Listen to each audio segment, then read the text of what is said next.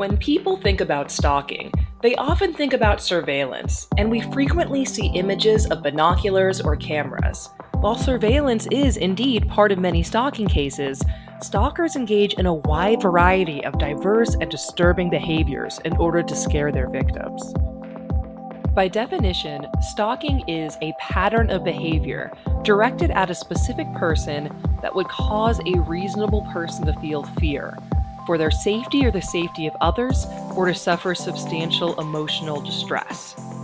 In other words, if something's scary and not the first thing that happened, it could be a stalking case.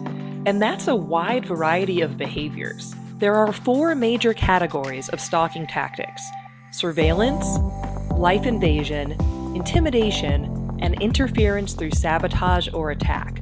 This is called the SLII Framework.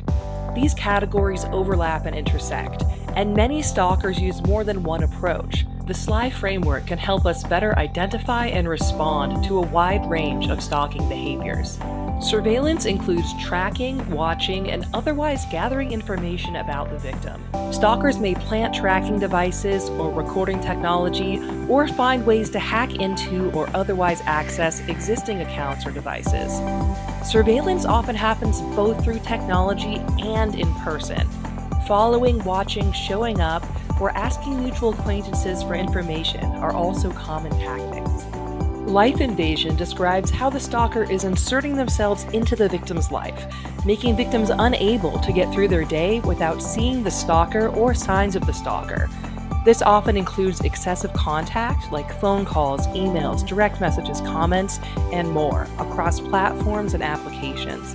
Stalkers may also show up in person at places a victim frequents, park outside the home or workplace, or leave items or notes to indicate they have been in the victim's space. Intimidation includes threats to harm the victim or others who the victim cares about. Victims may be afraid of physical violence as well as other harms. For example, a stalker may threaten to share a private or sexual image. Intimidation may include direct, explicit threats as well as implicit threats communicated through symbolic violence, such as property damage. Stalkers often know how to uniquely scare their victims and can effectively intimidate their victims without saying a word.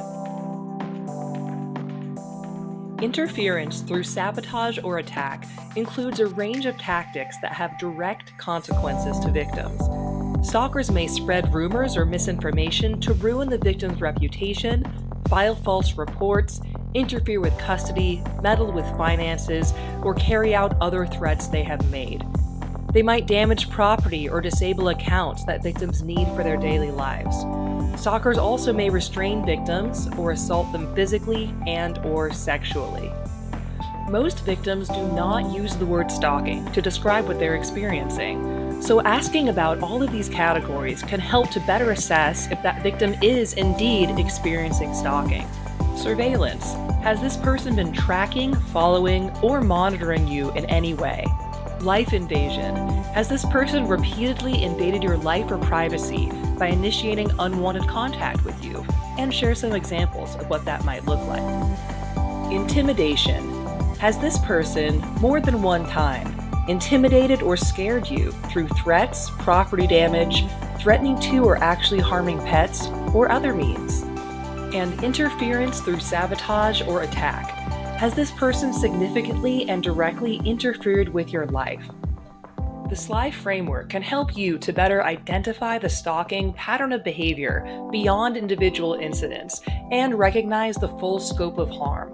For more resources on SLII behaviors, plus more tools for multidisciplinary professionals serving stalking survivors, visit stalkingawareness.org.